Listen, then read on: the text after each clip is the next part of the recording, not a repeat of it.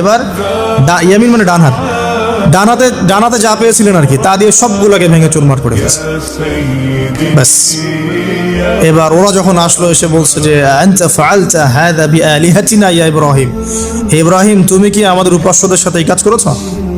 ইব্রাহিম বলছেন লা না বাল লা আসলে কোরআনে নাই, আমি নিজের মতো করে বললাম আরবি বলতে বলতে। বাল ফাআলাহু কাবীরুহুম হাযা, বরং এই বড়টা এই কাজ করছে। এর মধ্যে সবচেয়ে বড় যেটা আছে এই ব্যাটার কাছে আমি করি নাই, আমি তো করি নাই। তখন ওরা তো এটা তো হতভম্ব হয়ে গেল যে সে বলছে যে তুমি তো জানো, তুমি তো খুব ভালো করেই জানো যে তারা কথা বলতে পারে না, নড়াচড়া করতে পারে না, কিছুই করতে পারে না। তখন তিনি বললেন তাহলে তোমরা কেন এমন ইলাহের উপাসনা করো যে কথাও বলতে পারে না, শুনতেও পারে না, দেখতেও পারে না, তোমার উপকারও করতে পারে না, ক্ষতিও করতে পারে না। কিন্তু এবারও কিন্তু যুক্তি নাই, কোনো তাদের কাছে কোনো দলিল নাই, কোনো প্রমাণ নাই, কোনো যুক্তি দর্শন কিচ্ছু নাই। এবার শুরু হলো জুলুম। জালেমের কাজ কি?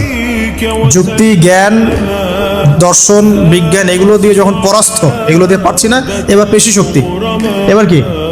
পেশি শক্তি। ব্যাস এবার পেশি শক্তি। ইব্রাহিম আলাইহিস সালামকে নিয়ে যাওয়া হচ্ছে নমরুদের দরবারে। এবার চলো, এবার তোমার আজকে খবর আছে। এবার পুরো রিমান্ড হবে 7 দিনের। একদিন রিমান্ড হলেই অবস্থা খারাপ হয়ে যাওয়ার কথা। ইব্রাহিম আলাইহিস সালামকে এবার নিয়ে যাচ্ছে ধরেন নমরুদের কাছে। কি যে হবে আল্লাহ ভালো জানে। ইব্রাহিম আলাইহিস সালাম যখন যাচ্ছেন তখন কি তিনি জানতেন যে আল্লাহ পাক তাকে আগুন থেকে বাঁচাবেন? এই ঘটনা যে ঘটবে তিনি কি জানতেন? আচ্ছা, আমরা না হয় জানি যে এমনটা হয়েছিল। ইব্রাহিম আলাইহিস সালাম ওই সময় তো আর জানতেন না যে কি হতে যাচ্ছে। তার মানে তার ওই সময় তার ইমানের তেজ, তার স্থিরতা, ইস্তেকামা এবং তাওয়াক্কুল কত বেশি ছিল। তাকে নিয়ে যাওয়া হচ্ছে এবারে নমরুদের সামনে দাঁড় করিয়ে। নমরুদ এবার একটু মজা নিয়ে জিজ্ঞাসা করলো যে কে তোমার রব? ওই কবরের প্রশ্ন করার মতো, মান রব্বুক, তোমার রব কে?